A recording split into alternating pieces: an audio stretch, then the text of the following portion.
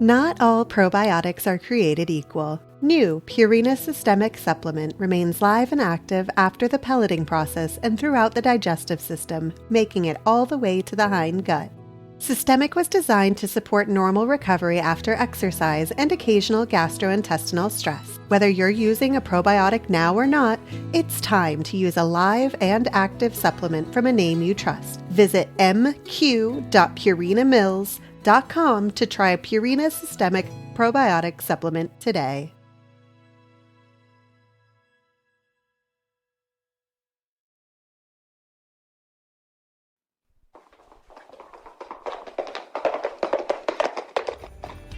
You are listening to the Horse Radio Network, part of the Equine Network family.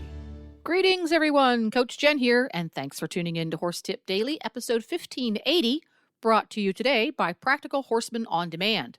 Today's tip features Horses in the Morning co-hosts Glenn and Jamie, along with their guest, Dr. Speziok, with the latest on deworming protocol for horses. Train with top hunter, jumper, and eventing professionals anytime, anywhere with Practical Horseman On Demand. Your membership gives you access to hundreds of how-to training videos taught by top-level hunter, jumper, equitation, and eventing pros. Exclusive interviews and lectures, slow-motion demonstrations, insider access to private clinics and lessons, and step-by-step tutorials. New content is always being rolled out, so there are always new videos available on the topics important to you.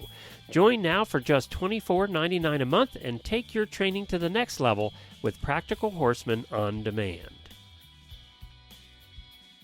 I'm pleased to welcome to the show Dr. Speziok. She's a veterinarian at Spring Hill Equine, and you'll probably, she spends a lot of time with one name you'll recognize, Dr. Latcher. But Dr. Latcher, how dare her? She decided to take a vacation. I didn't know veterinarians took vacations, Dr. Speziok. Well, Dr. Latcher did not take vacations for a very long time. It has taken us years to convince her to finally do it. So we're very happy for her that she's having some time away from the clinic. I know, that's fantastic. Fantastic. Well, we're celebrating all things poop related here on Horses in the Morning this week. And, you know, in the world of veterinary medicine, I know things are constantly changing and you guys always have to do some research, but I think that one thing that I seem to notice constantly changing is protocol for deworming. Do you do fecals? How often do you do fecals? With rotational dewormers? What type of dewormer works? What type doesn't? How many are in the pipeline? Like, it's like a constant cycle of information that comes through about deworming. So let's just get into it. What's new? Yeah, for sure. So you're totally right. You know, there's a million things out there. We all learned one thing 10, 20 years ago, and it's hard to change our ways. Horse people, you know, once we find something, we stick with it. But science is what we've got to learn, you know, from, and that's shown us that most of the old ways are not the right way. So kind of our current recommendations, what it boils down to is deworm less, to be totally honest with you. So we want to really, really focus our deworming and kind of like target that, as well. We do want to be monitoring the poop, monitoring the fecal egg counts. And I think people, for whatever reason, are sometimes resistant to do that because they'd rather just pick up a dewormer from the feed store, but it saves money and time, you know, to be able to monitor those things. So kind of the current recommendation is everybody does get dewormed at least once per year. We usually do a combination product. At our clinic, we like Equimax, which is a ivermectin praziquantel combo. And we do that once a year in the fall for everybody.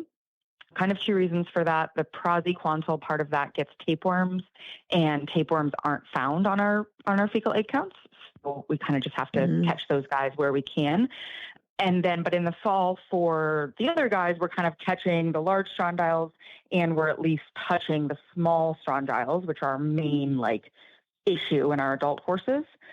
And then everybody also gets a fecal done. We usually do that in spring, so about 6 months separate from that one deworming. And we classify them into a low shedder, a medium shedder, or a high shedder. And that's how we determine if they get extra deworming or not. And typically, it's just the high shedders that get extra dewormings. Okay, so let's go back to the fall protocol. So you use the Equimax, which also I think what we have here in Oklahoma, which I didn't have in Arizona, and it's a fun gift that we get here in Oklahoma, is botfly eggs. Oh my God. So kind of the thought here when the last time I talked to my veterinarian about it was the most recent thought was after we get a freeze to then deworm with like something like the Equimax, because that has ivermectin in it too, right? Mm-hmm. Because the ivermectin is what kills the botfly eggs in your. Can you test for botflies in a fecal? Not in a fecal. We typically find them if we scope the stomach, we see them. Obviously, we're not going to scope the stomach just for those, but we do sometimes see some fun ones, and then we'll see those botfly eggs on the actual horse's legs. The good news about botflies is they're basically just annoying. They don't cause major issues for the horse themselves. Even when we do see them, when we scope the stomach and we see huge clusters of botfly in the stomach, it takes way more than the majority of horses have to actually cause an issue. But yes, the ivermectin, so that class of dewormer, the macrocytic lactones, which is what ivermectin is part of, kills the botflies. And so typically just getting those guys once a year in the fall. We don't really know what freezes here are in Florida, but yes, I agree with your vet that if you are lucky enough to get freezes, then yes, that sounds like a great time of year to do it. Okay, gotcha. And that just is shocking to me that if they don't cause a lot of damage, because I mean, it's like a fly. I mean, the way that a botfly creates like its existence is just so fascinating. Since I'm on the topic of it, will you just run through the life cycle of a botfly for people that maybe don't experience the fun? Yeah. So botflies are kind of these little parasites that they obviously do fly, and their life cycles kind of go through mammals. And so essentially they're going to deposit their eggs actually on an animal. So in horses, we will typically see these little yellow botfly eggs. They often like to live on the backs of horses' legs themselves. And so they actually sort of drop them on there, and then that basically makes they've got stuff on their legs. So they're going to kind of rub their face on their legs and, itch it, try to get those eggs off. And then they will subsequently ingest them. And then those are eventually going to get to the intestine if those botflies are very lucky. And they do actually basically attach them to the stomach lining. It's pretty crazy if you've ever seen it on a scope, a bunch of these little larvae kind of hanging out.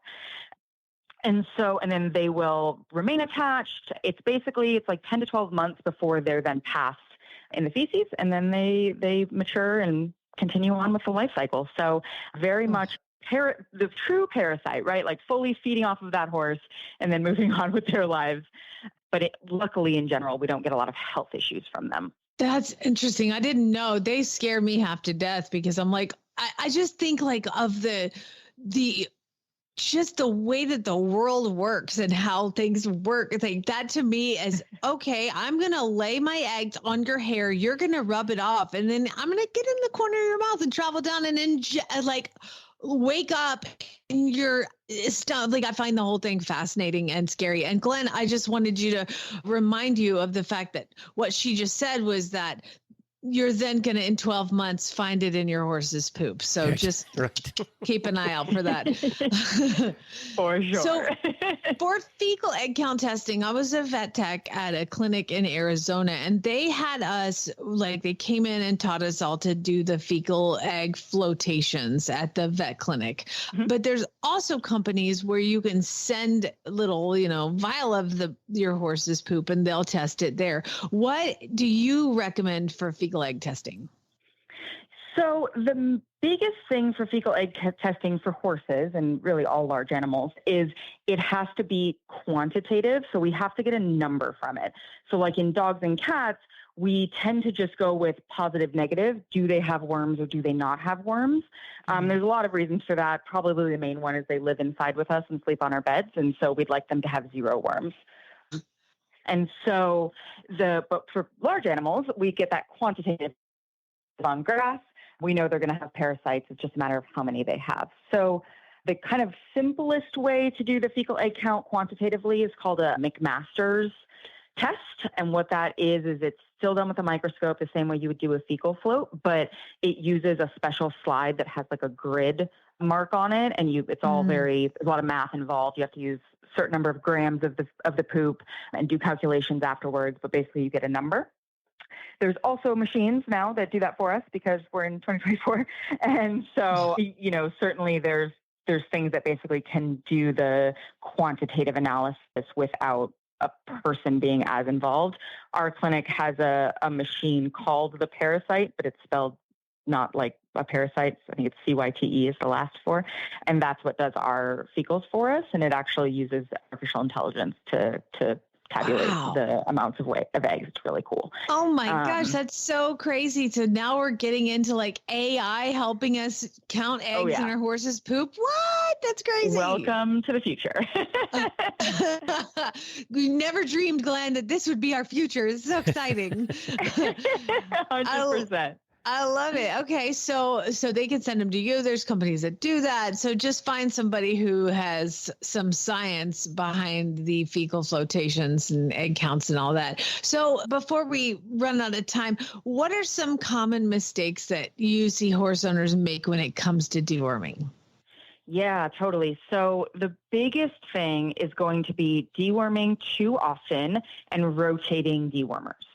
So a lot of people learned and grew up, deworming every 2 months, every 3 months, every time the farrier came, whatever, time period they decided on, and they would switch the dewormer every single time. That is unfortunately what has landed us in this mess of resistance. And so that is the worst thing that we can do. Oh, that was what I grew up with, right? That's what we all did. Yeah. Said. Yep. That's what everybody did. And that's why we are where we are. So there's massive resistance to every single dewormer on the market. And it just depends on where you are, which resistance you have. And you just hope that you don't have all of the resistances. And the scary thing about that is that there are no new dewormer classes being developed. None.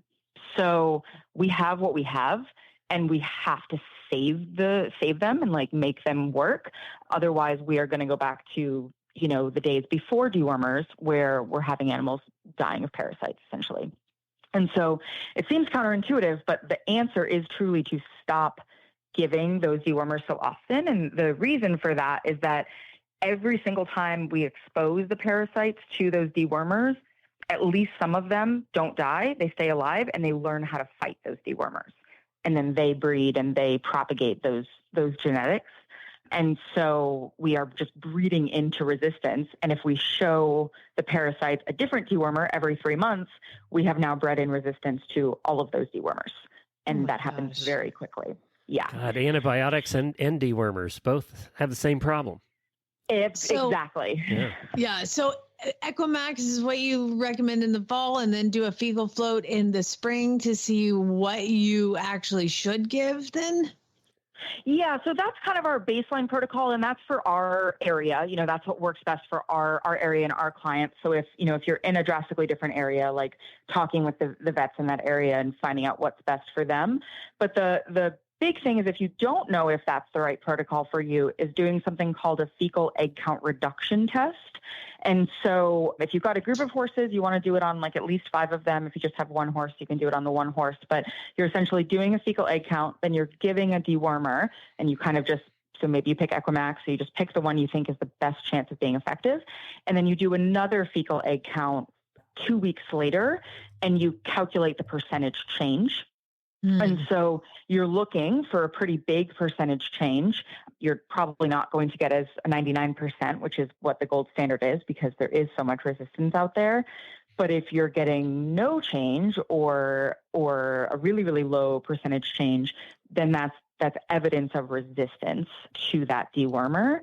And so you've got to come up with a different plan, essentially. It all comes back to science. We gotta science the heck out of this stuff. So, well, Dr. Speziok, thank you so much. You are a wealth of knowledge about something very useful. So thank you very much. I was thinking, like, My husband would think this is not very useful information. Do I'm you have a still husband stuck on involved dying, horses dying filled with worms. That's what I'm going to have nightmares about. Yeah, you're welcome. Yeah. That's what I took out of this whole For thing. sure. Oh, it's fantastic. I love it. You're a wealth of knowledge, and we appreciate you coming on, and hope Dr. Latcher has a wonderful time, and you are welcome back anytime, my friend. Well, thank you so much. I would love to come back and chat again. This was a lot of fun. Thanks for having me on. SpringHillEquine.com. Well, there you have it. Horse Radio Network has thousands of engaging podcasts for horse people, and you can have them sent right to your phone. Just subscribe via your favorite podcast player. This is Coach Jen, and I will be back again soon with another tip. Until then, go ride your horse. The Horse Radio Network and the Horse Radio Network hosts are not responsible for statements made by guests on the Horse Tip Daily. Please use your own judgment when listening to the tips on this show.